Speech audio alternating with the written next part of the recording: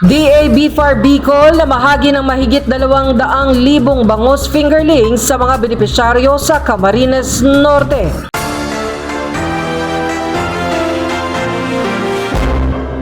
Sa isinagawang flag raising ceremony sa Provincial Capitol Grounds sa Camarines Norte, na mahagi ng bangus fingerlings ang Bureau of Fisheries and Aquatic Resources Bicol. Nagsimula ang programa sa pagpapalakas ng sektor ng agrikultura sa pamamagitan ng paghahatid ng mahigit 200,000 bangus fingerlings sa mga benepisyaryo sa Camarines Norte. Ang inisyatibang ito ay bahagi ng Food Security Program ng Padilla Escucha Administration upang mapataas ang produksyon ng isda sa rehiyon. Ayon sa pahayag ni Attorney Nilo Consuelo, Chief ng BFAR Region 5 Production Division, ang pangunahing dahilan ng programa ay ang 10 taong pagbagsak ng pag-iisda sa dagat sa Camarines Norte. Dahil dito kinakailangan ng probinsya ng bagong estratehiya sa agriculture bilang last line of defense para sa pagpapataas ng produksyon ng isda. So ito po yung napag-usapan namin ni Governor Dong Padilla saka ni Vice Governor Escucha na ang Camarines Norte po kasi ay 10 years na pong pababa ang nakukuhang isda sa dagat. So kailangan po nating mag-divert sa aquaculture kasi ito na po yung last line of defense natin para mabigyan ng